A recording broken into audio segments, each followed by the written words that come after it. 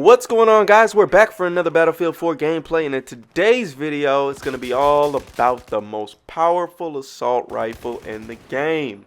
Which gun is that? Well, everybody knows at this point. The Scar H. This gun is beast, and it just is devastating power-wise compared to what the other assault rifles dish out, and it can really take down some enemies in a hurry. Now, there are some negatives and there are some positives, so I will talk about that in this video. I'm not a Scar expert or anything, so I just started using the weapon. Actually, it's my first day using it after I unlocked a few things. Went ahead and started recording. I usually like to unlock things first and then record with the weapon, just because I feel like you understand the weapon a little bit more after you've gotten some kills with it. And you really realize what's going on with the weapon. You know what's good, you know what's bad, you know about the reload time, you know about the recoil. And for any weapon, you really have to understand that to really have success with it and use it to its max potential and get all the benefits from that weapon. Certain weapons are going to have long reload time, so you want to make sure that if you are engaged in a lot of action, you don't want to hit a scenario where you're going to want to duck behind cover.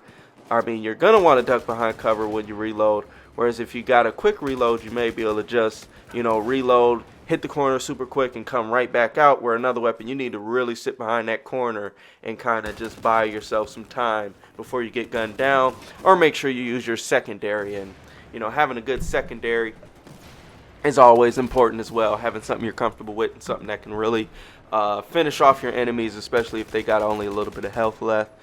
Nothing worse than hitting a few bullets in an enemy, trying to reload, and then getting shot right before you can get another shot off, and then you just see their health after the fact is at like 5 or 10. Just use your secondary weapon to finish them off, and that's going to be the best thing you can do.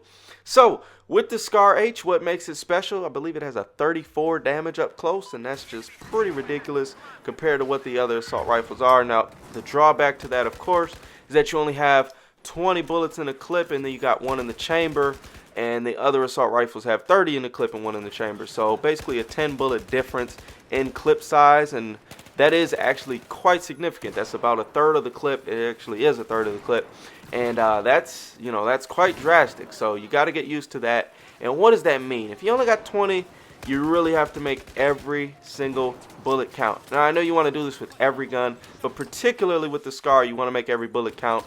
And also understand that if the enemy's not going down, you're not hitting them, because if you are hitting them, they are going to go down if you're hitting them with these bullets, man. These bullets are fierce. They're beasts, man. They will take down an enemy rather quickly. So if they're not going down, most likely you're not hitting them. And with that being said, another thing that benefits with the Scar is that it doesn't have the highest bullet velocity, or I guess that's not a benefit, but to me, for what it is, it's kind of a benefit in its own right. It's also a negative, because obviously the higher rate of fire you have, the faster you're going to be able to mow guys down, especially up close. But the low rate of fire, in my opinion, is kind of like a benefit for the Scar. Oh, get counter-knifed, man. What are you doing? But it's kind of a benefit to me because it helps with the long distance engagements, and it makes the Scar more formidable at a longer distance. Now, I know you can control higher rates of fire at distance, but it just makes it a little bit easier to control at a distance, and I think it makes the long distance fights a little bit easier when using the Scar. There's less of an adjustment period as opposed to using like an AK or a FAMAS, where you really have to control that recoil. With the Scar, it's not as bad. There's definitely still some recoil, but with the right attachments and things like that, you can definitely help yourself out in that department, and then it becomes really easily managed as far as that goes. So what attachments do I recommend? Again, I'm a little biased here, but definitely the red dot. I always love the red dot on pretty much all the assault rifles. With the Scar, I went ahead and still went with the stubby grip and the the muzzle brake. I did experiment a little bit with the angle grip, and I did like that on there as well. Also went without a barrel, and I also enjoyed that.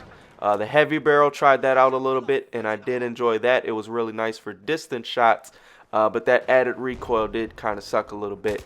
But again, if with the less bullet rapidness coming out, less bullets coming out quickly, the heavy barrel isn't as bad as using it like on an AEK or a FAMAS. So with that being said, definitely the heavy barrel is something worth trying out. And if you feel comfortable using it, it's definitely something that's going to help you out a little bit, especially at those longer distant engagements.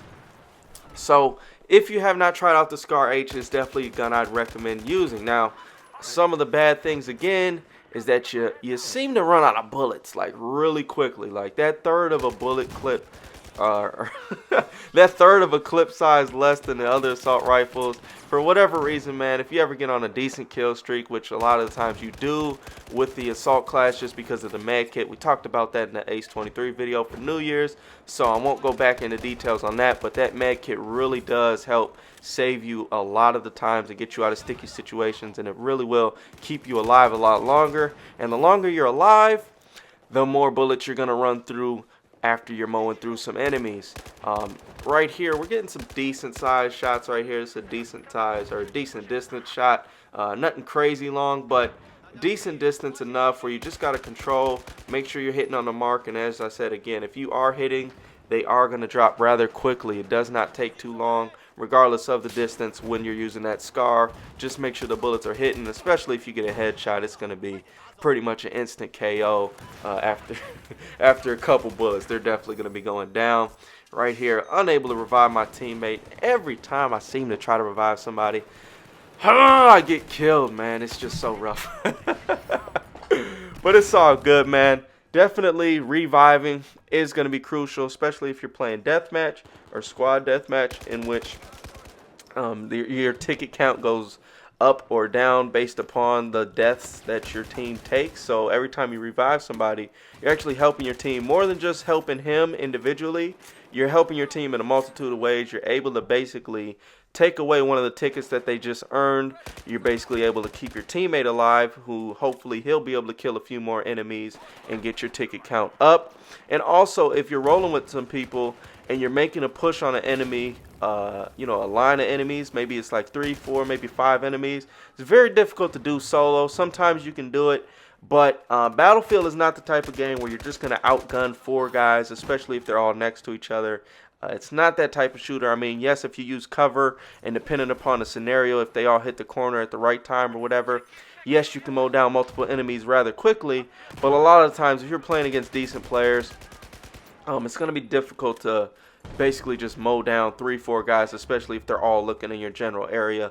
A lot of the times, you may get 1 or 2, and you just end up dying to the last guy. So, when those scenarios happen, your best bet is to try to use as much cover as you can. Try to pick them off one by one, but just trying to mow down a bunch of guys, jump out in the open and shoot a bunch of different dudes at the same time usually is not going to work out to your benefit. You're better off just, taking your time, staying alive, and peeling them off one by one. So with that being said, the Scar, man, is definitely good at that. It's definitely good at distant engagements, as you can see, able to pick off a couple snipers. Not that it was, again, a far distance, but it does get them down rather quickly, and especially when they're going prone. It's not something I recommend if you're sniping to go prone, just because you make yourself an easy target, and pretty much anything that hits you is going to be hitting you in the head, so you're going to go down rather quickly, and you just kind of make yourself a sitting duck and pretty much die a lot of the time. I don't know, in my experience sniping, I haven't had a whole lot of success